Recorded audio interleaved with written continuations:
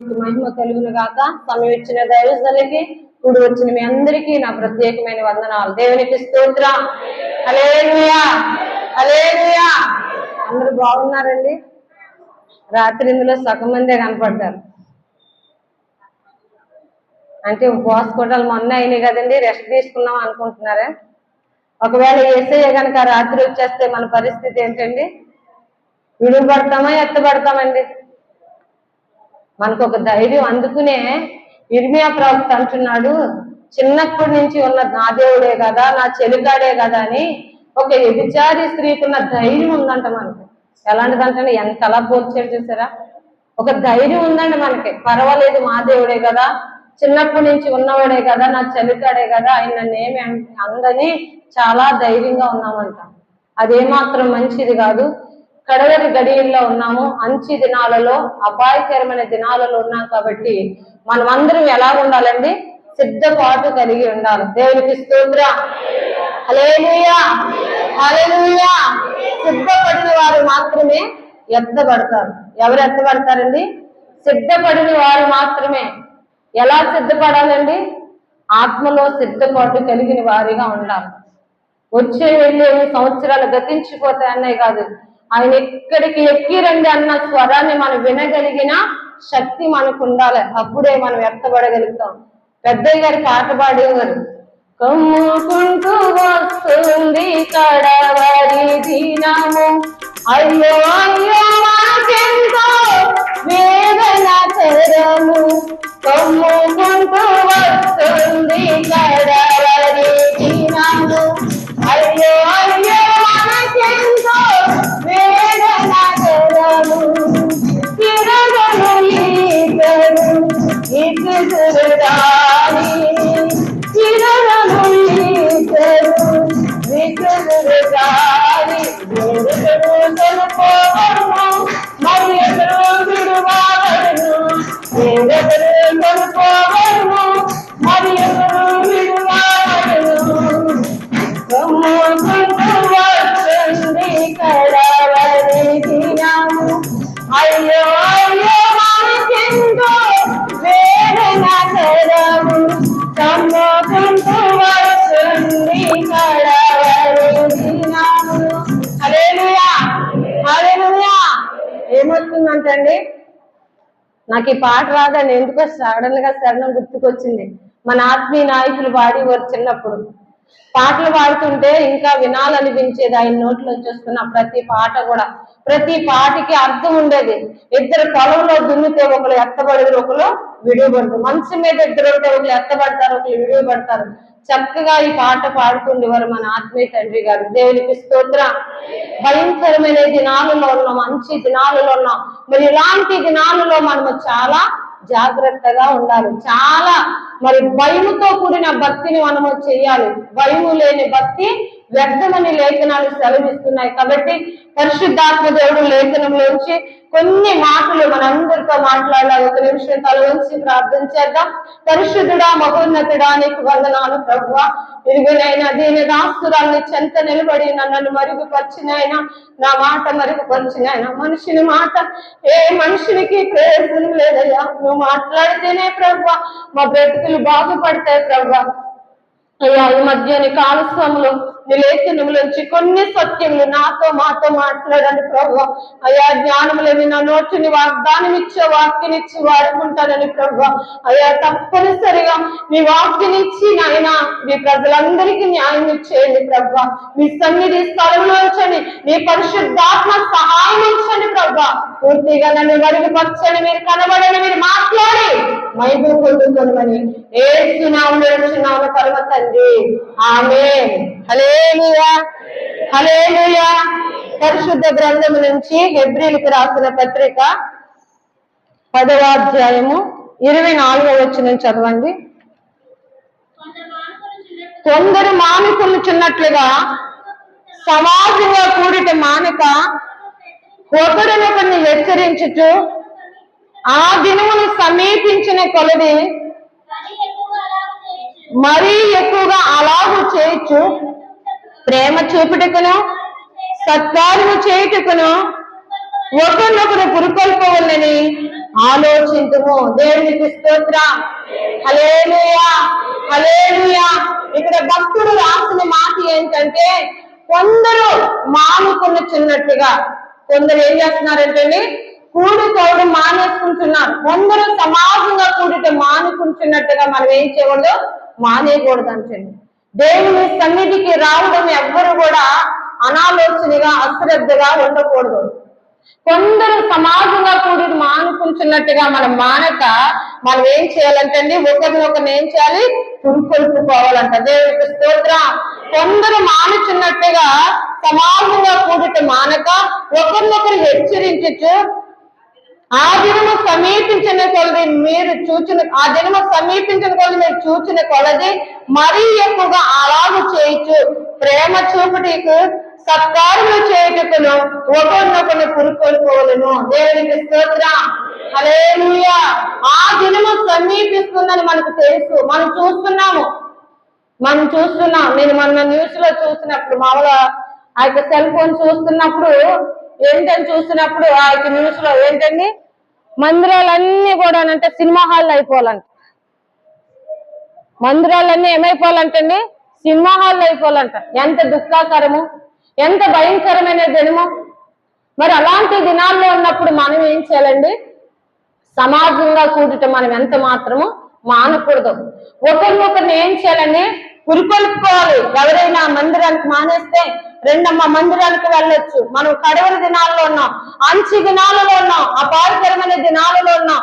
ఏ దినమో ఏ గడియో తెలియని భయంకరమైన దినాలలో ఉన్నాం. కాబట్టి మనం దేవుని సన్నిధికి వెళ్ళాలి. రండని మనం ఏం చేయాలండి, ఒకరినొకరు పురికొల్పుకోవాలి, ఒకరినొకరు పిలుచుకోవాలి.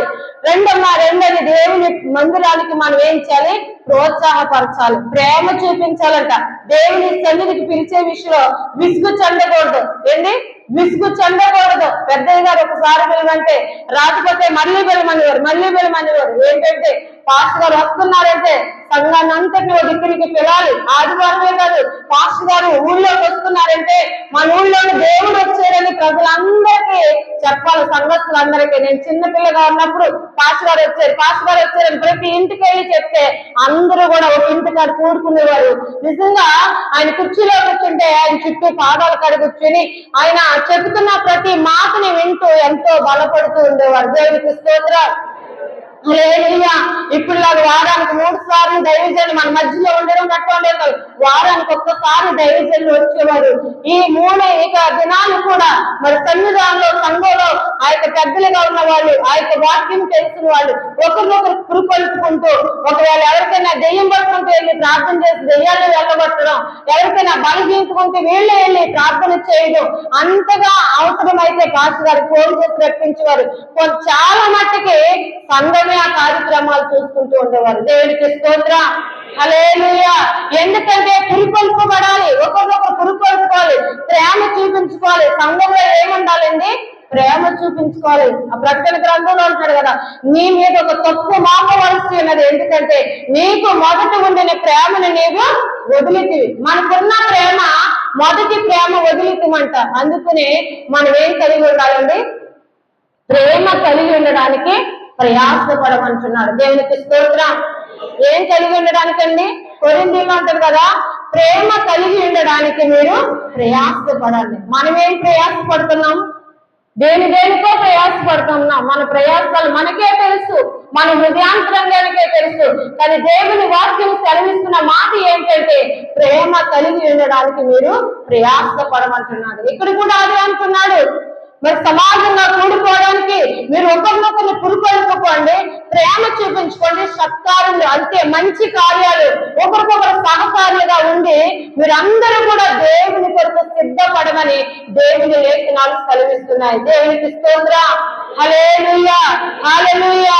వాళ్ళు రాకపోతే నాకైతే నేను వెళ్ళిపోతాను అనుకోకూడదు. ఒకవేళ నీకు బండి ఉందా, లేకపోతే నీకు అడ్డు ఉందా, నీ పక్క వాళ్ళు ఎక్కించుకుని దేవుని కొరకు నీ వాహనాలు వాడినట్లయితే దేవుడు నీకు నిత్యాశీర్వాదాలు ఇస్తాడు. దేవునికి స్తోత్రం. హల్లెలూయా, హల్లెలూయా. మనకున్న ధనము, మనకున్న బలము, మనకున్న సమయం, మనకున్న వాహనం, మనకున్న ఆస్తిని దేవుని కొరకు వాడు ఎవరైనా నష్టపోయారండి? ఎవరు నష్టపోలేదండి. ఇంకా రెట్టింపు దేవుడు ఇస్తాడు. అందుకనే నువ్వు ఇచ్చి చూడమంటున్నాడు దేవుడు. నువ్వు దేవుని కొరకు వాడకూడదు. దేవుని కొరకు నువ్వు ఒక అడుగు ఏమంటే 10 అడుగులు మనం వేయాలి. అలా వేసినప్పుడే దేవుని దగ్గర నుండి వచ్చే ఆశీర్వాదం దేవుని కన్నులారా చూడగలుగుతాం. దేవునికి స్తోత్రం. హల్లెలూయా. అందుకనే బైబిల్లో తలాంతులు ఇచ్చారు ఆయన. ఒకరికి 5 తలాంతులు ఇచ్చారు, ఒకరికి 2 తలాంతులు ఇచ్చారు, ఒకరికి 1 తలాంతు ఇచ్చారు. 5 తలాంతులు ఇచ్చిన ఆయన ఏం చేశాడంటే కష్టపడి 5 తలాంతులు సిద్ధపరిచాడు. 2 తలాంతులు గల వ్యక్తి 2ని సిద్ధపరిచాడు. ఒకటి ఇచ్చినోడు ఏం చేశాడండి భూమిలో పాతి పెట్టాడు. ఆయన వచ్చాడు, ఇదిగో నీకు ఇచ్చిన తలాంతు ఏది, నీకు ఇచ్చిన తలాంతు ఏదని 5 ఇచ్చిన ఆయన అడుగుతాయా, ఇదిగో నువ్వు 5కి 5 చేశానంటే బలా మంచి నమ్మకమైన దాసుడా, ఇదిగో నువ్వు కొంచెంలో నమ్మకం కొన్నావు కాబట్టి ఈ 10ని నీవే తీసుకోమని 10 తలాంతులు తనకి ఇచ్చేసాడు. హల్లెలూయా, హల్లెలూయా. 2 తలాంతులు ఇచ్చిన ఆయన దగ్గరికి వచ్చి అడుగుతున్నాడు, అయ్యా నీ తలాంతులు లేదంటే, అయ్యా ఇదిగో 2కి 2. ఆయన కూడా ఏ భేదం పెట్టుకోలేదు. నా స్థామతకు తగి నాకు 2 తలాంతులు ఇచ్చాడు దేవుడు. 2టిని నేను అభివృద్ధి చేయలేదు, 2టిని అభివృద్ధి చేశాడు. దానిలో కూడా అతను నమ్మకంగా ఉన్నాడు కనుక 4 తనకి ఇచ్చాడు. 1 తలాంతు ఇచ్చిన ఆయన దగ్గరికి వచ్చి అడుగుతున్నాడు, నా తలాంతు ఏదంటే నువ్వు విత్తనం వేయని చోట పంట కోసేవాడు అని నాకు తెలిసే నీ తలాంతుల భూమిలో పాతి పెట్టాను. హల్లెలూయా. ఈ రోజు చాలా మంది ఎలా ఉన్నామంటే అలాగే ఉన్నాం. ఏ తలాంతు ఇస్తే ఆ తలాంతోనే ఉండిపోతున్నాం. కానీ మనకి ఇచ్చిన తలాంతును దేవుని కొరకు ఖర్చు పెట్టగలుగుతున్నామా, ప్రయాసపడగలుగుతున్నామా, సమయాన్ని ఖర్చు చేయగలుగుతున్నామా, కష్టపడగలుగుతున్నామా? కష్టపడి భక్తి చేయడం అంటే చాలా మందికి ఇష్టం ఉండదు. రాత్రి అంటే ఆన్లైన్ పేరు కష్టం, 12 గంటల దాకా కూర్చోవాలంటే నిద్ర మానుకోవాలి, కూర్చోలేమని చాలా మంది కష్టమని మానేశారు. కానీ కష్టానికి తగిన ప్రతిఫలము దేవుడు ఇస్తాడు. హల్లెలూయా, హల్లెలూయా. ప్రభువునందు మీరు పడిన ప్రయాసము ఏ నాటికి వ్యర్థము కాదు, ఎప్పటికీ వ్యర్థము కాదు. కష్టం అనుకుంటే ఒకవేళ మీరు జీవితంలో ఎప్పటికీ దేవుని కార్యం చూడలేరు. కష్టపడితేనే మనకి ఫలితం చూడగలుగుతాం. దేవునికి స్తోత్రం. హల్లెలూయా. కష్టపడిన రైతే ధాన్యం కొట్టి నిండా పోసుకుంటాడు. సోమరోడు ఇంట్లో పడుకుని పిండేయవలసిన సమయంలో పిండేయక, కొలుపు తీయవలసిన సమయంలో కొలుపు తీయక, పంట కోసే సమయానికి వెళ్ళి పంట కోస్తే వాడికి ఏమొస్తుందండి? గురుగులు ఎక్కువ వస్తాయి, ధాన్యం తక్కువ వస్తుంది. ఎందుకంటే దానిలో ఏమి ఏరలేదు, కొలుపు మొక్కలు ఏరలేదు, కష్టపడలేదు, ప్రయాసపడలేదు కాబట్టి తన ఫలితం చూడలేడు. కష్టపడని వాడు ఏం చేస్తాడంటే 100 అంతల ఫలం ఇంట్లో తెచ్చుకుంటాడంట. దేవుని స్తోత్రం. హల్లెలూయా. ఆత్మీయ స్థితి మనది కూడా అంతే. ఎవరైతే కష్టపడి కన్నీళ్లు కాచి ఉపవాసాలుండి దేవుని పాదాల దగ్గర మోకాళ్ళను ప్రార్థిస్తారో వారికి దేవుడు ఇచ్చే ఆశీర్వాదం వేరుగా ఉంటది. కష్టం లేకుండా ఏదో సినీ నటుల్లో వచ్చి మనం కూర్చుని వెళ్ళిపోతే దానికి తగిన ప్రతిఫలము దానికే ఉంటది. దేవునికి స్తోత్రం. ఎందుకంటే ఇది ఎవరి చేతిలో ఉందండి? పాస్టర్ గారి చేతిలో లేదు. ఈ జీతం ఎవరి చేతిలో ఉన్నది? దేవుని చేతిలో ఉంది. ప్రకటన గ్రంథంలో అంటున్నాడు, రాణి దుర్మార్గుడుగా ఉంది, అబద్ధకుడుగా ఉంది, పవిత్రుడుగా ఉంది, పరిశుద్ధుడుగా ఉంది. కానీ నేను ఇదిగో త్వరగా వస్తున్నాను, వాని జీతము నా చేతిలో ఉన్నది. దేవునికి స్తోత్రం. ఎక్కడ తప్పించుకోగలదుమండి? ఎవరి చేతుల్లోంచి తప్పించుకోగలదుమో? దేవుని చేతుల్లోంచి ఎవరైనా తప్పించుకోగలదుమా? పాస్టర్ గారు అడుగుతారు, రాలేదు అమ్మంటే ఏదో షాపు చెప్తాం. కానీ దేవుడు అడుగుతాడు, దేవుడికి ఏ షాపు చెప్పగలదు? అసలు బ్రతికి ఉన్నామంటేనే ఆయన కృప కాదా? ఈ జీవితాన్ని జీవిస్తున్నామంటే ఆయన ఇచ్చిన ఆయుష్యే కదా.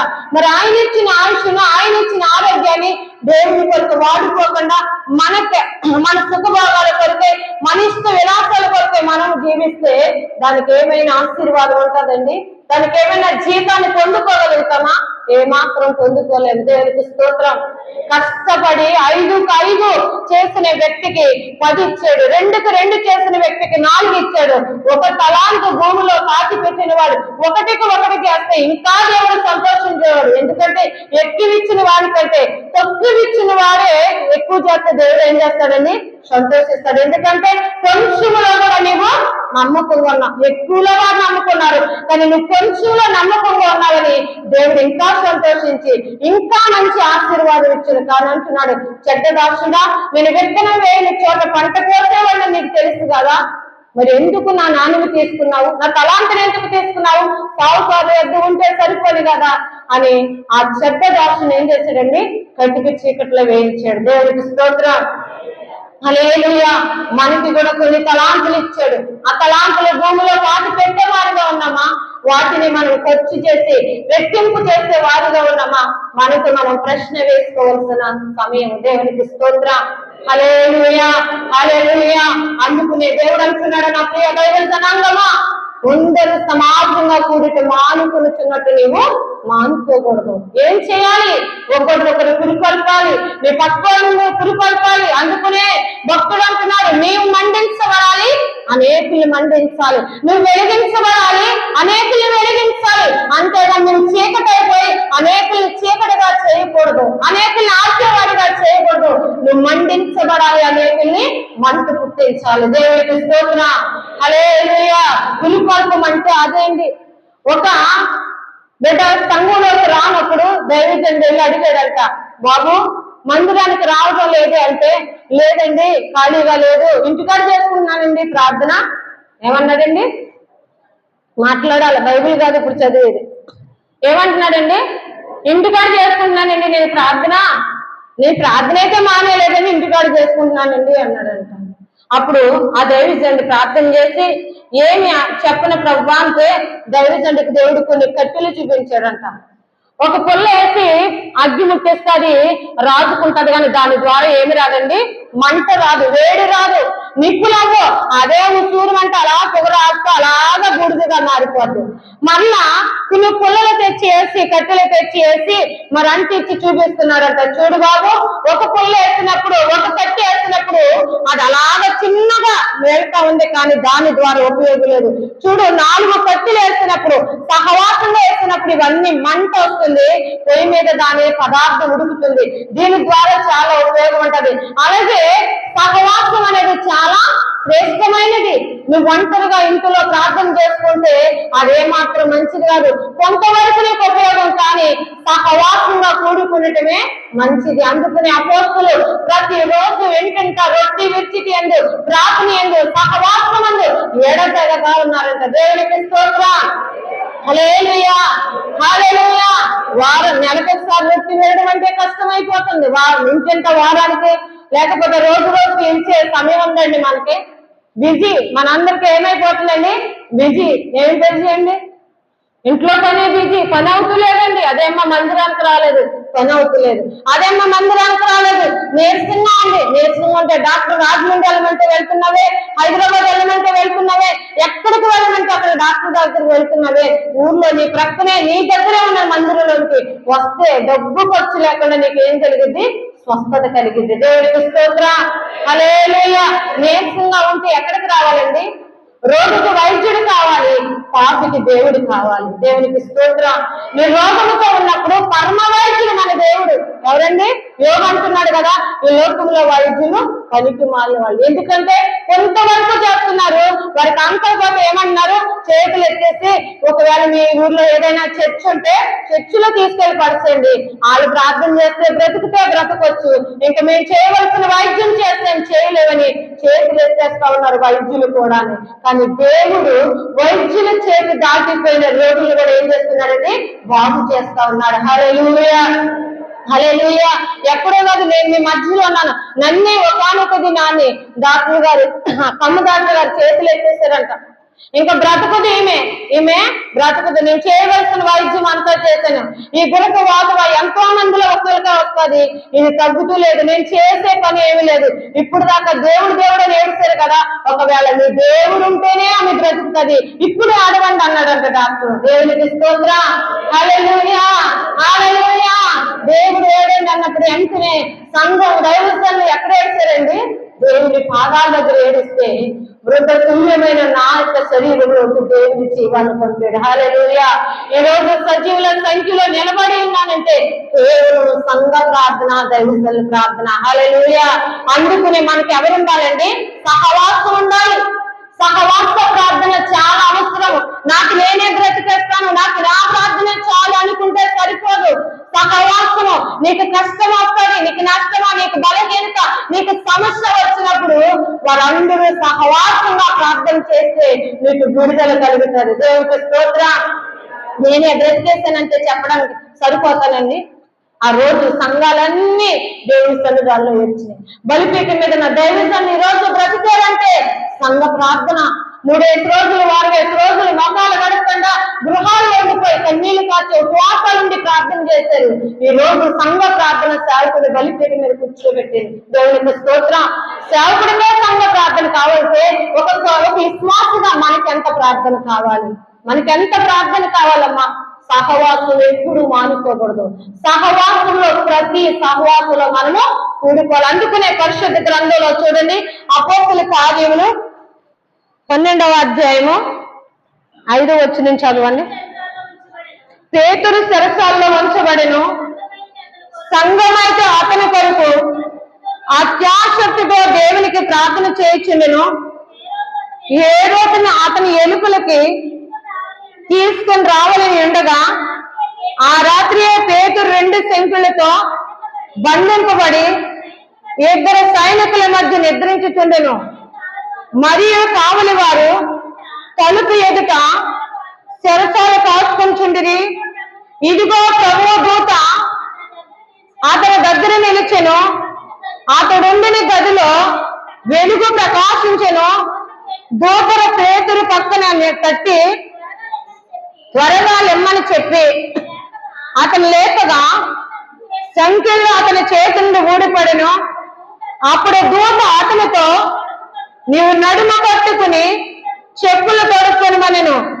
అతడు అలాగే చేస్తున్న తరువాత దూత, నీ వస్త్రము పైన వేసుకుని నా వెంబడి రమ్మని అతనితో చెప్పెను. అతడు వెలుకలకు వచ్చి దూత వెంబడి వెళ్ళి దూత వల్ల జరిగింది నిజముగా గ్రహింపక తనకు దర్శనము కలిగినని తలంచెను.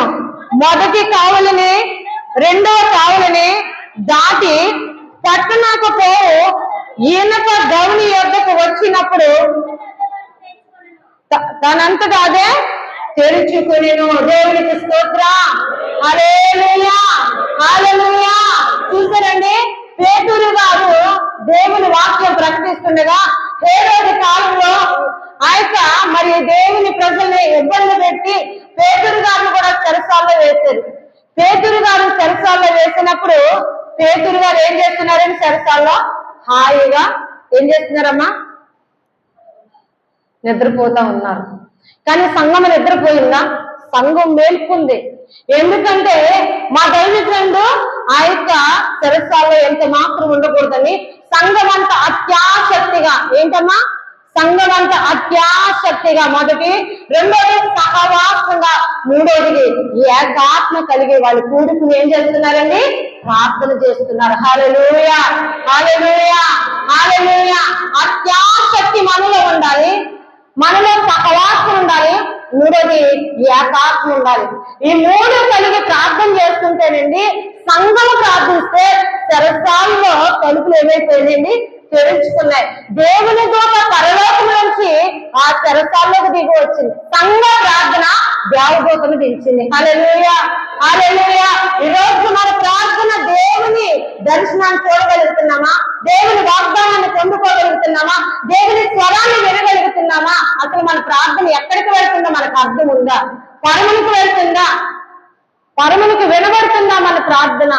లేదు. అందుకుని యెషయా భక్తుడు అన్నాడు, మీ దోషములు నాకును మీకును అడ్డుగోడగా ఉన్నాయన్నాడు. దేవుని స్తోత్రం. హల్లెలూయా, హల్లెలూయా. ప్రార్థించే ప్రతి ఒక్కరూ కూడా దిద్దుబాటు చేసుకోవాలి. ఏం చేసుకోవాలమ్మా? దిద్దుబాటు చేసుకోవాలి. మనకు మనం ఒప్పుకోవాలి. మనకు మనం పాపాలు కడుక్కుని ఆయన ఎదుటి మోకరిల్లి ప్రార్థన చేయాలి. మనలో పాపము దాచుకుని, అందుకుని ఇవ్వబడినాడు, నా రొమ్ములో పాపము దాచుకుని నేను ప్రార్థన చేస్తే నీకు వేషధారణ అవుతున్నాను అన్నాడు. వేషధారు అంటే పైకి భక్తి గలవారుగా, లోపల దేవుని శక్తి లేని వారుగా. దేవునికి స్తోత్రం. మన రొమ్ములో ఏముండకూడదు? పాపం ఉండకూడదు. హల్లెలూయా. 2 చేతులపై పెట్టండి. హల్లెలూయా, హల్లెలూయా, హల్లెలూయా. మన రొమ్ములో ఏముండకూడదు? మన హృదయంలో పాపం పాపం ఉండకూడదు. పాపం అంటే దేవుడు మన మనవి ఆలకించడు. హల్లెలూయా, హల్లెలూయా. సమాజంగా కూడిన నీవు దేవుని సన్నిధికి వచ్చుచున్న నీలో ఏముండాలంటే అత్యాశక్తి ఉండాలి, ఆసక్తి ఉండాలి. ఇలా ఆదివారం పెందలగడే మందిరానికి వెళ్ళిపోవాలి. ఇవాళ ఏ పని పెట్టుకోకూడదు. నా దేవునితో నేను ముఖాముఖిగా మాట్లాడుకోవాలి, నా దేవుని స్వరాన్ని వినాలి, నా దేవుని దర్శనాన్ని చూడాలి, నా దేవునితో నేను సంపూర్ణంగా మాట్లాడుకోవాలి. వారమంతా నా ఇంటిలో ప్రయాసపడుతున్నాను, కానీ పునరుద్ధాన దినము నా దేవునితో నేను మాట్లాడుకోవాలని అత్యాశక్తి మనలో ఉండాలి. హల్లెలూయా, హల్లెలూయా. అత్యాశక్తి. రెండోది ఏముండాలండి? మనందరికి ఒక సహవాసం కలిగి ఉండాలి, ఒక ప్రేమ కలిగి ఉండాలి. పక్కన వాళ్ళంటే మనకు పడనెత్తి ఉండకూడదు. మనం అందరూ ఒకే ప్రేమ కలిగి ఉండాలి. ఎందుకంటే మన అందరికీ ఒకే రాజ్యం. ఏంటండి తెలుసండి? మన అందరికీ ఒకే రాజ్యం ఉంది. 2 రాజ్యాలు ఉన్నాయా? లేదు. భేదమేమీ లేదు. ఒకే రాజ్యము.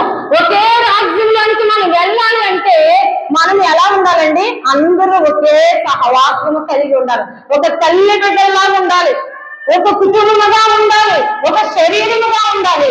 అలాగే ఉంటేనే దేవుడు మన ప్రార్థన వింటాడు. దేవుడికి స్తోత్రం. మూడవదిగా మనలో ఏకాత్మ ఉండాలి. ఈ సంఘం అంతా ఏం చేస్తున్నారమ్మా? అత్యాశక్తిగా వారి మార్పు గారి గృహంలో కూడుకుని ప్రార్థన చేస్తుంటే వీరి ప్రార్థన పరములకు వెళ్ళిపోయి దేవుని దూతని ఎక్కడ దించేసిందండి? ఆ యొక్క సరసాల్లోకి దించింది. దేవుని దూత దిగుతుంటే సరసాలు తలుపులు తెరుచుకున్నాయి. అంతే. ఇంకా పేతురు గారు నిద్రపోతుంటే పక్కకెళ్ళి తట్టి దేవుని దూత త్వరగా లేగు, నీ నడుము కట్టుకో, నీ చెప్పులు కట్టుకో, నీ పై వస్తువులు వేసుకుని నడమంటే అక్కడ ఎవరున్నారండి? ఎదుట ఎవరున్నారండి? కావలి వారు.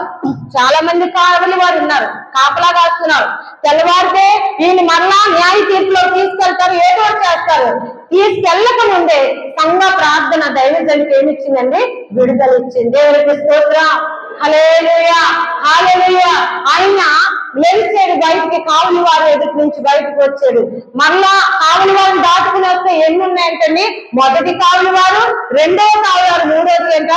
ఎన్నొక్క గడియలతో కూడిన తలుపులు. హల్లెలూయా. చూడండి, కావలి వారు మొదటి కావలి వారిని దాటుకున్నారు, రెండో కావలి వారిని దాటుకున్నారు. ఎనప గడియలు గల గుమ్మాలు కూడా దాటుకుని అవన్నీ ఏమైపోయిందండి? తెరుచుకున్నాయి. అవన్నీ మనుషుల చేత ముద్రించబడే, మనుషుల చేత మోతవేయబడి, కానీ దేవుని శక్తి గల సాల్పడి నిలబడగా, దేవుని దూత నిలబడగా ద్వారాలన్నీ ఏమైపోయినండి? తెరవబడ్డాయి. హల్లెలూయా, హల్లెలూయా. ఈ రోజు మనము కూడా మన ఎదుట ఎలాంటి భయంకరమైన ద్వారాలు మూయబడిన సమస్య, రోగమా, ఆర్థిక ఇబ్బంది, నింద, అవమానమా, ఏది మన ఎదుట మూసుకుపోయినా ఆ ద్వారాలన్నీ తెరవబడాలంటే మనలో కూడా అత్యాశక్తి కలిగిన ప్రార్థనా జీవితం ఉండాలి. హల్లెలూయా, హల్లెలూయా. అలాగే నువ్వు ప్రార్థన చేయగలిగితే నీ తరపున దేవదూత నీ ముందు నుంచుంటే ఎలాంటి తలుపులను పగలగొడతాడు. ఎక్కడి తలుపులు పగలగొట్టే దేవుడు, ఎన్నప గడియలు ఎడదీసే దేవుడు మన దేవుడు, ఏడుకో పాటలు కూల్చిన దేవుడు మన దేవుడు, ఎర్ర సముద్రాన్ని పాయలుగా తీర్చిన దేవుడు, యోగ్యాన్ని ఏకరాశిగా నిలిపిన దేవుడు. ఆనాడు చేసిన దేవుడు ఈనాడు చేస్తాడు. ఎందుకంటే ఆయన అంటున్నాడు, నిన్న నేడు నిరంతరం నేను ఏకరీతిగా ఉన్నాను అంటున్నాడు. హల్లెలూయా, హల్లెలూయా, హల్లెలూయా. మన జీవితంలో అద్భుతము జరగాలంటే ఆనాడు సంఘము ప్రార్థించినట్లుగా మనము కూడా అత్యాశక్తిగా ప్రార్థన చేయాలి, సహవాసంగా ప్రార్థన చేయాలి, ఏకాత్మ కలిగి ప్రార్థన చేయాలి. అలాగే ప్రార్థన చేశారు కాబట్టి పేతురు గారు ఎక్కడికి వచ్చారండి? బయటకు వచ్చారు. ఆయన అనుకుంటున్నారంట, నేను కలగలుగుతున్నాను అనుకుంటున్నారంట. దేవదూత మరి కొంత దూరం నడిపించి కనబడలేదు, మేల్కున్నారు. ఆ యొక్క వారు ప్రార్థించే ఆ యొక్క ఇంటికి వచ్చి తలుపు తడుతుంటే వారు తలుపు తీసుకెళ్ళదు. కానీ ఒక చిన్నది దైవజనుడి కొరకు ప్రార్థన చేస్తున్నాం కదా, దైవజనుడు వస్తాడు, దైవజనుడు వస్తాడు. ఏంటండి? దైవజనుడి కొరకు ప్రార్థన చేస్తున్నాం, వస్తాడని ఆ బిడ్డ వెంటనే పేతురు గారి స్వరాలు గుర్తెరిగి పేతురు గారు వచ్చారంటే నీకేమన్నా పిచ్చి పట్టిందా? చూసారా, ఇక్కడ అంత అత్యాశక్తిగా అంత సహవాసంగా ప్రార్థన చేస్తున్నారు, కానీ వీళ్ళు ఏం లేదండి, నమ్మకం లేదు. మరలా నీకేమన్నా పిచ్చి పట్టిందా? మరి ఎందుకు ప్రార్థన చేస్తున్నారు? లేదు లేదు. ఇగో పేతురు గారు స్వరం అంటే తలుపు తీస్తే వారు అందరూ విస్మయం ఉందారంట, విభ్రాంతి ఉందారంట, దేవుని కార్యానికి ఆశ్చర్యపోయారు. లేడంట. దేవునికి స్తోత్రం. హల్లెలూయా, హల్లెలూయా. ప్రియులారా, ఆనాడు ఇనుప గడియలు కావలి వారు, మొదటి కావలి వారు, రెండవ కావలి వారు ఇనుప గడియలు విడగొట్టిన దేవుడు ఈ రోజు నీ సమస్య ఏదైనా దేవుడు విడగొట్టగలిగినాడు. నీ ఆర్థిక ఇబ్బంది ఏదైనా విడగొట్టగలిగాడు. మీరు అనుకోవచ్చు, ఇక నా సమస్య తీరదండి, ఇక నా భర్త మారడండి, ఇక నా కొడుకు మారడండి, ఇంక నా ఇంట్లో బాగు రాదండి, ఇంక నా పరిస్థితి ఇంతేంది అనుకుంటున్నాము. కానీ దేవుడు ఉన్నాడని నువ్వు మర్చిపోవద్దు. ఆయన న్యాయాధిపతి, ఆయన నిన్ను విడిచిపెట్టే దేవుడు కాదు. హల్లెలూయా, హల్లెలూయా. ఒకవేళ నీకు నీవుగా ప్రార్థన చేసుకుంటున్నాను అనుకుంటున్నామో, నీ సమస్య కొరకు నీ సంఘము చేతులెత్తి ప్రార్థిస్తుంది. నీ సమస్య కొరకు నీ దైవజనుడు కొట్టగట్టుకుని ప్రార్థన చేస్తున్నారు. దేవుడు విడిచిపెడతాడా? విడిచిపెట్టడు. ప్రతి ప్రార్థన విని ప్రతి ప్రార్థనకి విడుదల ఇస్తాడు. అందుకునే ప్రియులారా, మనము చాలా జాగ్రత్తగా జీవించవలసిన దినాలు. హల్లెలూయా, హల్లెలూయా. ఏదో వచ్చే వెళ్ళమన్నది కాదు, మనం వచ్చాము. మన ప్రాణాత్మ దేహములు దేవునిపై కేంద్రీకరించుకోవాలి, దేవుని వైపే చూడాలి. ఇక్కడ ఎవరు వాక్యం చెప్పినా దేవుడు నాతో మాట్లాడుతున్నాడని మంచి మనసుతో కూర్చుంటే దేవుడు తప్పగా మాట్లాడతాడు. హల్లెలూయా, హల్లెలూయా. వాళ్ళలో మనం వాళ్ళని ఎక్కకూడదు, వాళ్ళని చూడకూడదు. ఇక్కడ నిలబడింది ఎవరైనా సరే దేవుని ప్రతినిధి కాబట్టి దేవుని సన్నిధానంలో నిలబడింది. దేవా నాతో మాట్లాడయ్యా, నా దైవజనుడు వాడుకో ప్రభా, నా దైవజనుడు నోటిలోంచి నాకు కావాల్సిన వాక్కులు పంపునైనా నన్ను బాగు చేయ ప్రభా, నన్ను ధైర్యపరచండి. నువ్వు అక్కడ ప్రార్థన చేస్తూ కూర్చుంటే, ప్రార్థనాపూర్వకంగా కూర్చుంటే దేవుడు నీ దైవజనుడిని మేలు కొరకు వాడుకుంటాడు. హల్లెలూయా. నేను బలపరిచే వాక్యం నుంచి దేవుడు వాడుకుంటాడు. ఎందుకంటే దేవుడు వాగ్దానం చేసిన వాడు నమ్మదగిన వాడు. హల్లెలూయా. గొల్యాతి ముక్కు అవసరం చూసి ఆ యొక్క ఇశ్రాయేలు ఏమైపోతున్నారండి? భయపడిపోతా ఉన్నారు. సౌలు మంచి యుద్ధ నేర్పులు ఉన్నారు, అందరూ కూడా భయపడిపోతున్నారు. ఎందుకని? వారు ఎవరిని చూస్తున్నారండి? గొల్యాతునే చూస్తున్నారు. కానీ వీరిలో జీవము గల దేవుడు ఉన్నాడన్న మాట ఏమైపోయారు? మర్చిపోయారు. అమ్మో, గొల్యాతు ఉక్కు కవచం కనపడుతుంది, చాలా ఎత్తు కలిగిన వాడు, బలాఢ్యుడు, గొల్యాతుని మనము జయించలేమని వారు భయపడిపోతా ఉన్నారు. అలాగే 40 దినాలు యుద్ధములకు వస్తున్నారు, భయపడిపోతున్నారు, గుహల్లోనికి వెళ్ళిపోతున్నారు. ఒకనొక దినాన్ని బాలుడైన చిన్నవాడు దావీదు తండ్రి పంపించిన ఆహారం అన్నలకు తీసుకుని వచ్చినప్పుడు ఆయన అడుగుతున్నాడు, అన్నలారా ఈ సున్నతి లేని ఫిలిష్తీయుడికి ఎందుకు మీరు భయపడిపోతున్నాడు? ఇశ్రాయేలుని దూషిస్తుండగా మీరు ఎందుకు ఇలా మౌనంగా ఉంటున్నారు అంటే, ఏంటా ఆ గొర్రెల మందని ఏం చేస్తావు? నువ్వేమన్నా ఎగతాళిగా ఉందా, ఏలకోలంగా ఉందా? మేమెంత యుద్ధ మార్పులమే భయపడిపోతుంటే ఏంటి వెళ్ళిపోని అన్నం నెట్టి వేస్తుంటే సౌలు ఆలకించాడు. ఏంటి ఆ బాలుడు మాట్లాడే మాటలు ఏంటి? ఇలా రానిమంటే బాలుడు వెళ్ళి అంటున్నాడు, అయ్యా నేను యుద్ధం చేస్తాను. హల్లెలూయా. నేను వెళ్తాను గొల్యాతు మీద కంటే బాలుడు నువ్వు వద్దు. ఇక్కడ చాలా మంది యుద్ధ ప్రవీణులు ఉన్నారు, కానీ వారే భయపడిపోతున్నారంటే, లేదు వీడు సున్నతి లేని ఫిలిష్తీయుడు, మనం జీవము గల దేవుని సైన్యము కాబట్టి నేను వెళతానన్నాడు. చిన్నవాడే కానీ దేవుని శక్తి ఆయనలోకి వచ్చింది కాబట్టి ఉప్పు కవచాలు ధరించాడు. ఈయన వాడుకు లేదన్నాడు. తన చేతిలో ఉన్న వరుసను తీసుకున్నాడు, చిన్న రాయిని అమ్మి నీటి నిలుపుకే రాయబడిన రాతిని తీసుకున్నాడు. దేవుని పేరట ఆ యొక్క రాయిని పెట్టి అక్కడొచ్చినప్పుడు రాతిలోనికి దేవుని శక్తి వెళ్ళి గొల్యాతుని బార్లా పడగొట్టింది. దేవునికి స్తోత్రం. హల్లెలూయా. అసలు సమస్య తీర్చాలనుకున్నారండి, ఇంకా మనకు జయము లేదనుకున్నారు, భయపడిపోతున్నారు. ఎంతమంది అండి? చాలా సైన్యం ఉన్నారు. ఒక్క గొల్యాతుకు భయపడిపోయారు, ఆయన ఎత్తుకు భయపడారు. ఎందుకని? వారిలో పిరికాత్మ వచ్చింది, దేవుని ఆత్మ తొలగిపోయింది. దేవుని ఆత్మ కలిగిన దావీదు వచ్చాడు, గొల్యాతుని కూర్చాడు. హల్లెలూయా. ఏ కత్తిని వాడు కత్తితోనే సంహరించబడతాడు. కత్తితో వచ్చాడు కాబట్టి అదే కత్తిని తీసి తన శిరస్సును ఖండించాడు. మీరు కూడా అనుకోవచ్చు, గొల్యాతు లాంటి సమస్య నాది, నా సమస్య తీరదు పాస్టర్ గారు, నా సమస్య ఎవరూ తీర్చలేరండి, ఇంకా తీరదండి, నా బ్రతికి ఇంకేనండి అనుకుంటున్నావమ్మా. గొల్యాతుని కూర్చుని దేవుడు నీ సమస్యను తీర్చలేడా? నీ సమస్యను పరిష్కరించలేడా? నువ్వు దేవుని శక్తితో నింపబడాలి. అందుకునే దేవుని ఆత్మ అంటుంది, అపవాది వేసే ప్రతి అగ్నిబాణం అడ్డుకుని ఆర్పాలంటే నీకేం కావాలి? దేవుని శక్తి కావాలి. ప్రతి సమస్య నుంచి, ప్రతి బలహీనత నుంచి, ప్రతి శోధ నుంచి మనం విడిపించబడాలంటే మనకేముండాలండి? దేవుని శక్తి ఉండాలి. అందుకనే ఈ కడవరి దినాల్లో అందరూ ఏం పొందుకోవాలి? దేవుని శక్తి పొందుకోవాలి, పరిశుద్ధాత్మను పొందుకోవాలి. ఎలిజబెత్ గారు పరిశుద్ధాత్మను పొందుకోవాలి, దేవుని శక్తితో నింపబడాలి, దేవుని కృపావరములతో నింపబడాలి. అలా నింపబడినప్పుడు సమస్య ఎంతైనా అవ్వచ్చు, మనకి ఎలా కనపడుతుంది? చిన్నదానిగానే కాపాడుతుంది. వ్యాధి ఎంతైనా అవ్వచ్చు, మనకి ఎలా కనపడుతుంది? ఈ వ్యాధి చిన్నదే అనిపిస్తారు. చూసిన వాళ్ళు అనుకుంటారు ఇంకా లాభం లేదు అనుకుంటారు, కానీ మన దృష్టిలో దేవుడు ఉన్నాడని ఒక ధైర్యం కలిగి చిన్నగానే మారుస్తాడు. దేవునికి స్తోత్రం. హల్లెలూయా, హల్లెలూయా. అందుకునే ప్రియ సహోదరి సహోదరులారా, ఒకటి మనం ఏం చేయాలి? సమాజంగా కూడుకోవాలి. కొందరు మానేసినట్టు మానేయకూడదు. మనం ఒకరినొకరు కూడుకోవాలి. ఒకరి ఎడల ఒక ప్రేమ కలిగి ఉండాలి. సత్కార్య మంచి కార్యాలు సహాయకులుగా చేసుకోవాలి. ఎవరిని విడిచిపెట్టకూడదు.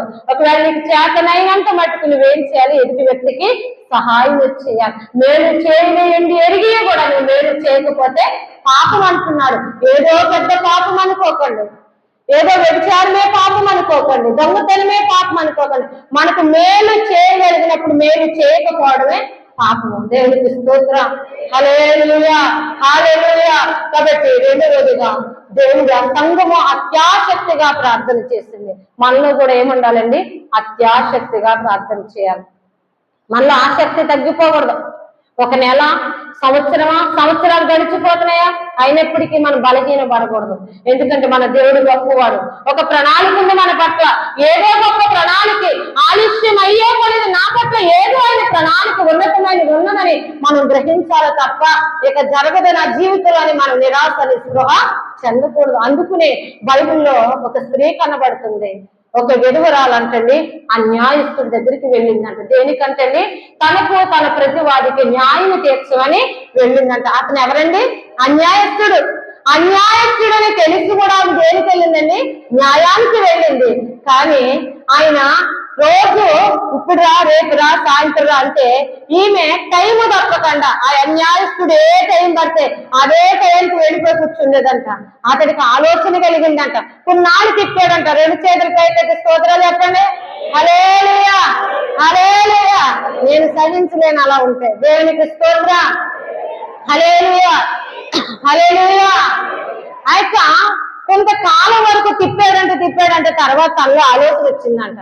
నేను అన్యాయస్తుని తెలుసు కూడా ఈ ఎదుగురాలు నా దగ్గరికి మాటికి వస్తుంది న్యాయం తీర్చమని. నేను అన్యాయస్తునే, కానీ నేను ఏం చేయాలి? ఈమెకి న్యాయం తీరుస్తాను తప్పగా. ఈమె నన్ను విడిచిపెట్టకుండా నా దగ్గరికి వచ్చింది కాబట్టి ఈమెకి నేను న్యాయం తీరుస్తానని తనలో ఏమొచ్చిందంటే ఆలోచన కలిగిందంట. హల్లెలూయా. అందుకునే దేవుడు అంటున్నాడు క్రింద, ఒక అన్యాయస్తుడికి న్యాయం తీర్చాలని ఆలోచన వచ్చింది కదా, న్యాయాధిపతినైన నాకు దివారాత్రులు కన్నీరు కాల్చుకుంటే నేను నీకు న్యాయం తీర్చనా? త్వరగా తీరుస్తాను. హల్లెలూయా, హల్లెలూయా. ఎలా తీరుస్తాడండి? త్వరగా తీరుస్తాడంట.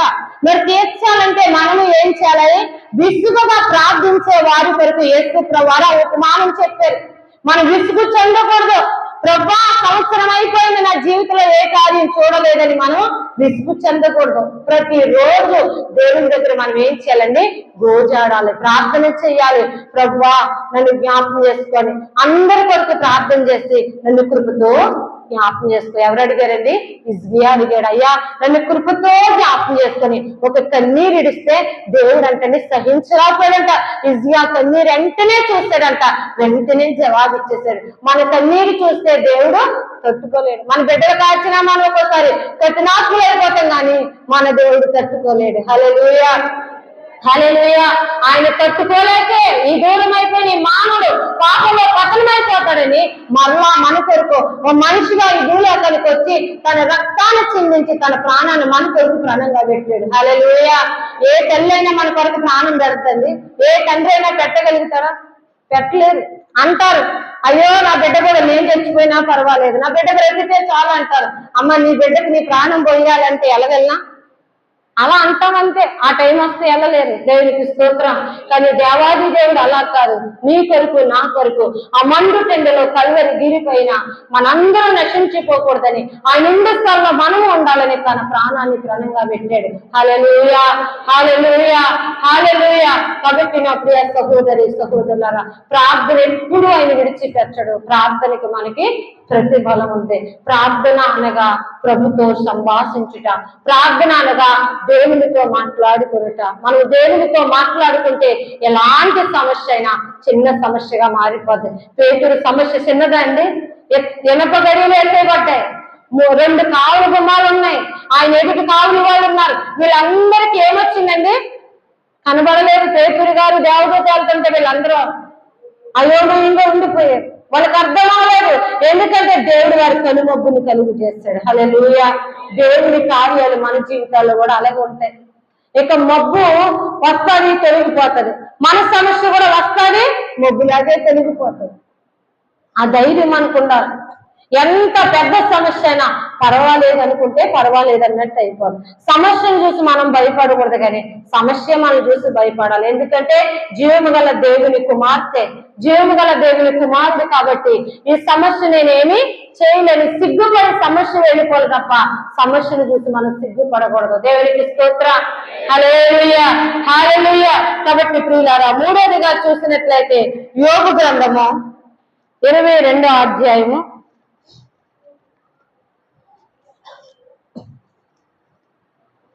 21వ వచనము. ఆయనతో సహవాసం చేస్తున్న యెడల నీకు సమాధానము కలుగును, అలాగున నీకు మేలు కలుగును.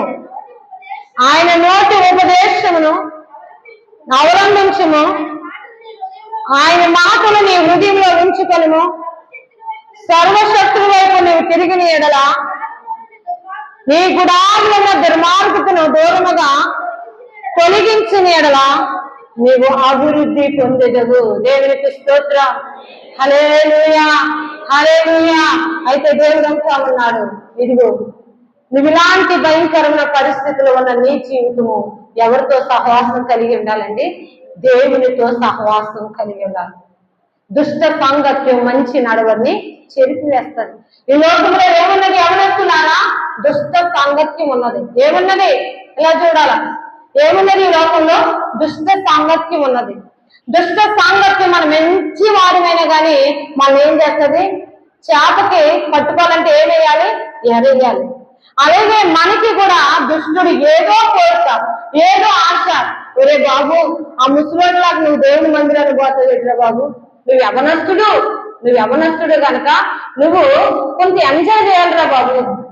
వాళ్ళకి వెళ్ళిపోతే ఎలాగా? వాళ్ళు కొన్నాళ్ళు ఎంజాయ్ చేస్తే కనుక ఇప్పుడు వెళ్ళిపోతున్నారు. అలాగే వాళ్ళు తెలియక చేశారు. ఇప్పుడు నువ్వు తెలుసులు చేస్తే ఎక్కడికి వెళ్ళిపోతావు? నిత్య నరకానికి వెళ్ళిపోతాం. దేవునికి స్తోత్రం. హల్లెలూయా. ఎవరి బిడ్డలారా, దుష్ట సాంగత్యం మంచి నడవడిని చెరుపుతారు. కాబట్టి దుష్టులతో మనం ఏం చేయకూడదు? సాంగత్యం చేయకూడదు. లోకులతో సహవాసం చేయకూడదు. ఎవరితో సహవాసం చేయాలి? దేవునితో సహవాసం చేయాలి. హల్లెలూయా, హల్లెలూయా, హల్లెలూయా. ఎవరు పలుకుతున్నారండి? భక్తుడైన యోబు పలుకుతా ఉన్నాడు. ఆయన దేవునితో నువ్వు సహవాసం చేయి, అలాగే నీకు ఏం కలుగుతుంది? మేలు కలుగుతుంది. దేవుని సహవాసం మనకు మేలు కలుగుతుంది. మన భవిష్యత్తును ఆశీర్వదిస్తాడు దేవుడు. మన చదువుల్లో వృద్ధిలోనికి వెళ్తాము. దుష్ట సాంగత్యం, దుష్టులతో, అల్లరితో ఉన్న ఆటపాటలతో కలిగిన బిడ్డలతో మనం సహవాసం చేస్తే మన ఆత్మీయ జీవితం నష్టపోతే, మన బ్రతుకులు నష్టపోతే, మన తల్లిదండ్రులు కృంగిపోతారు. ఎంతో మంది బిడ్డలు సాక్ష్యాలు వింటూ ఉన్నాం. ఈ రోజు ఆ యొక్క స్టడీ క్లాసులకని వెళ్తా ఉన్నారు, బయట ఆడుకుంటా ఉన్నారు. 10th క్లాస్ బిడ్డలు ఫెయిల్ అయిపోవడానికి కారణం ఏంటండి? స్కూల్లో కూర్చోట్లేదు, చదువుకోవట్లేదు, బయట తిరుగుతా ఉన్నారు. కారణం భయం లేదు, దుష్ట సాంగత్యం. వాడు తిరుగుతున్నాడు, నేను తిరగాల. వాడు బయటకు వెళ్తున్నాడు, నేను బయటకు వెళ్ళాలనుకుంటున్నాడు. గురువులను కూడా ఎదిరించే ఆ యొక్క స్థితిలోకి వెళ్ళిపోతా ఉన్నారు పిల్లలు. మరి అందుకునే పిల్లల జీవితాలు ఏమైపోతున్నాయి? పాడైపోతా ఉన్నాయి. దేవునికి స్తోత్రం. దుష్ట సాంగత్యం చేయకూడదు. మనం ఎవరితో సహవాసం చేయాలి? దేవునితో సహవాసం చేస్తే అలాగున మనకి మేలు కలుగుతుంది. అంతేకాదు మనలో ఉన్న దుర్మార్గత మన గుడారంలో ఏంటండి ఇది హృదయం అనే గుడారము. ఈ గుడారంలో ఏముందండి దుర్మార్గత, అసూయ, ద్వేషము, కక్ష, విభేదాలు, మతకులు, ఆశ, కోరిక ఇవన్నీ కూడా ఈ గుడారాన్ని ఆవరించేస్తున్నాయి. ఈ గుడారాన్ని పాడు చేసేస్తున్నాయి. ఈ గుడారము ఎలా ఉందండి దేవునికి విరోధంగా మారిపోయింది. దేవునికి స్తోత్రం. హల్లెలూయా, హల్లెలూయా, హల్లెలూయా. దేవుడు అంటున్నాడు ఈ గుడారంలో ఉన్న దుర్మార్గతను తీసుకుంటే నీవేం చేస్తావు అభివృద్ధి పొందుతావు. అందుకునే యోహాను సువార్త 15వ అధ్యాయంలో ఒక మాట చూడండి, చూసుకుని ముగించుకుందాం. 3వ వచనం, 15వ అధ్యాయం 3వ వచనం.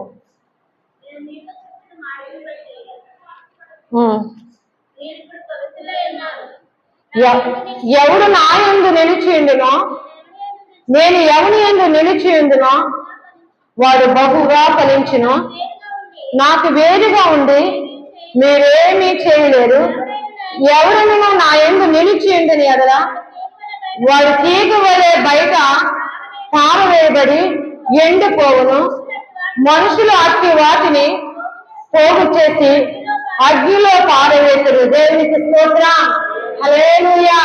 ఎవరైనా నా యందు నిలిచి ఉంటే వాడు ఏం చేస్తారంటే బహుగా ఫలిస్తారంట. అంటే ఎవరు దేవునితో సహవాసం చేసి ఎవరు గుడారంలో ఉన్న దుర్మార్గతను తొలగించుకుంటారో వారు ఏం చేస్తారండి ఫలిస్తారంట. దేవునికి స్తోత్రం.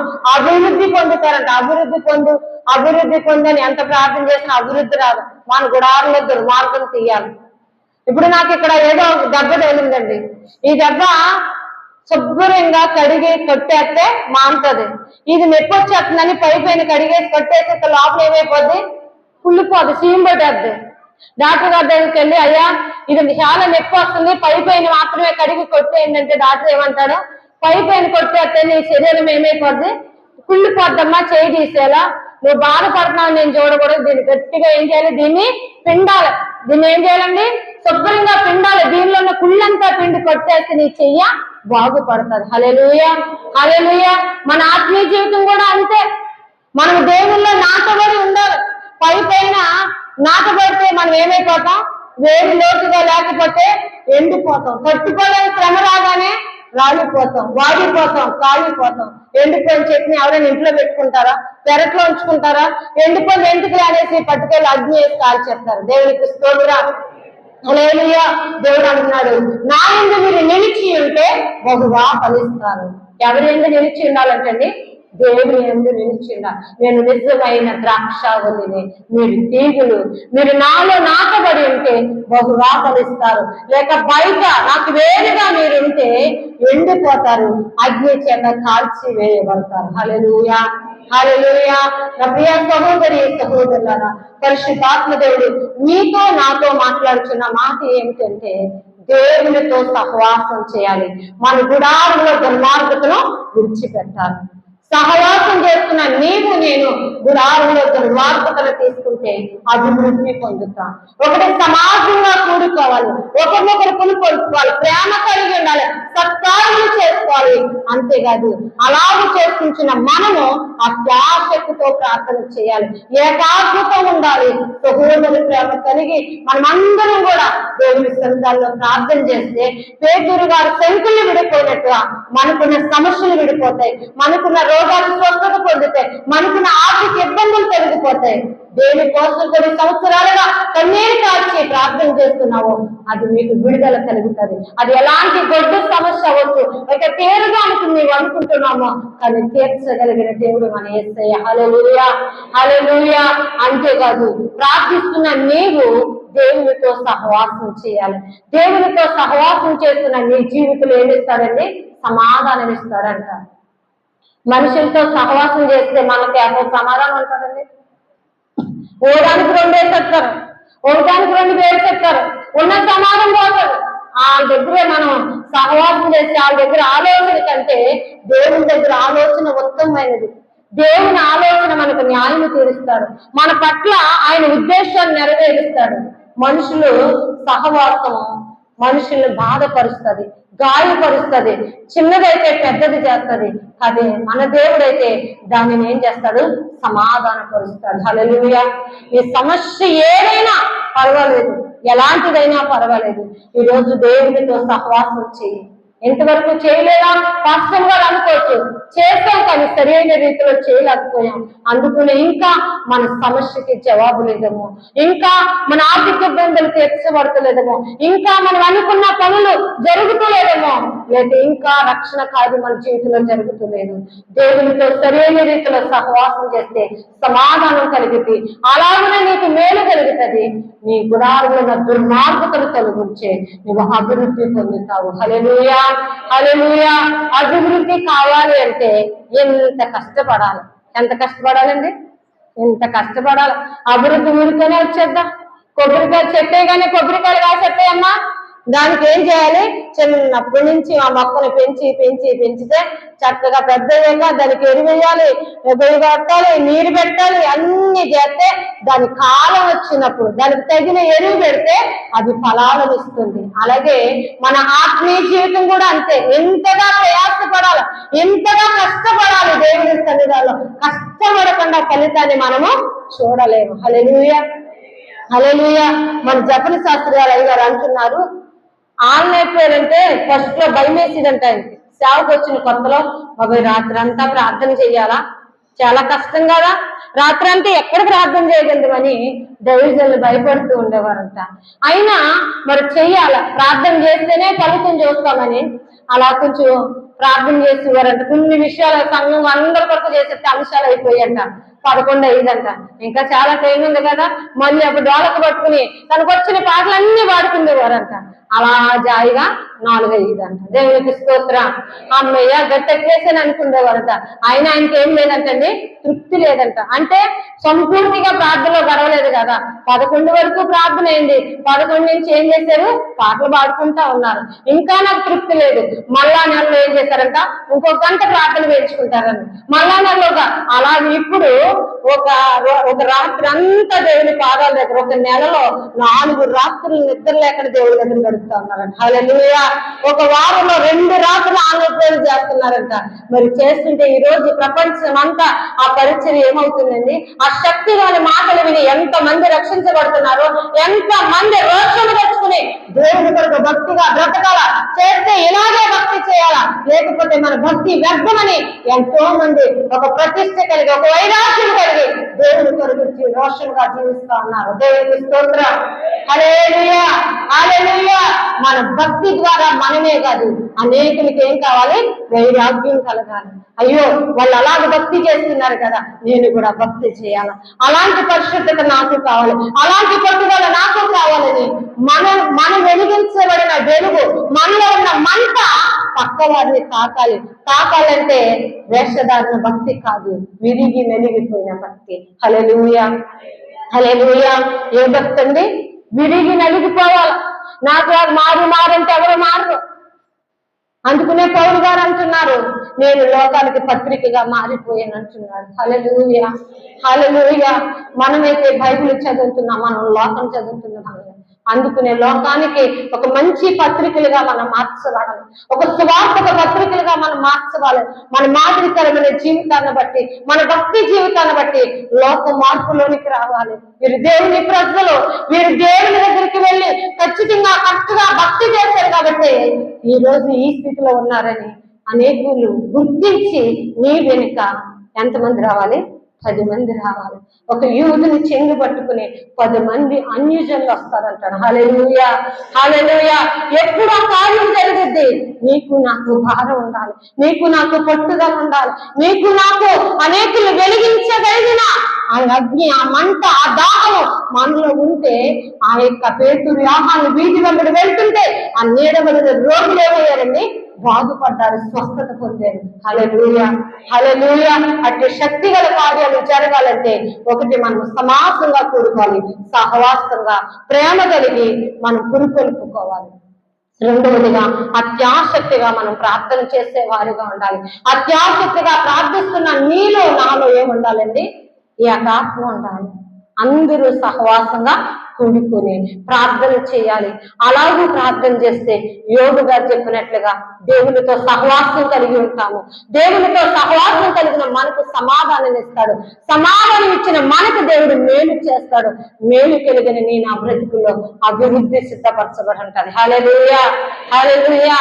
ఇది ఎవరో ఇచ్చేది కాదు, అభివృద్ధి దేవుడు ఇచ్చేది. నరుని కష్టార్జితం ఐశ్వర్యం కలుగు చేయదు కానీ యెహోవా ఆశీర్వాదము ఐశ్వర్యాన్ని కలిగి చేస్తుంది. నీవు నేను చేస్తున్న ప్రార్థన దేవునికి ఇంపుగా ఉంటే ఏది కావాలో అది దేవుడే ఇస్తాడు. మనం అడగక్కర్లేదు. ఏ సమయానికి ఏది కావాలో ఆయనకు తెలుసు. ఆయన ఇవ్వాలంటే మన ప్రార్థన ఒక ధూప వేదిక దగ్గర వేసిన ఒక ధూపం వలె దేవుని దగ్గరికి వెళ్తే నేను అంటున్నాను, కొన్నేని నీ ప్రార్థన నీ ధర్మ కార్యం దేవుని సన్నిధికి జ్ఞాపకార్థంగా చేరింది అన్నట్లుగా మన ప్రార్థన దేవుని సన్నిధి జ్ఞాపకార్థంగా చేరితే దేవుని యొద్ద నుండి వచ్చే ఆశీర్వాదం అభివృద్ధిని మనం కన్నులారా చూస్తాం. అంతేకాదు దేవుని నిత్య రాజ్యానికి వారసులుగా సిద్ధపడతాం. అట్టి కృప దేవుడు మనందరికీ కలుగు చేయను గాక. ఆమె దేవుని దీవించిన గాక.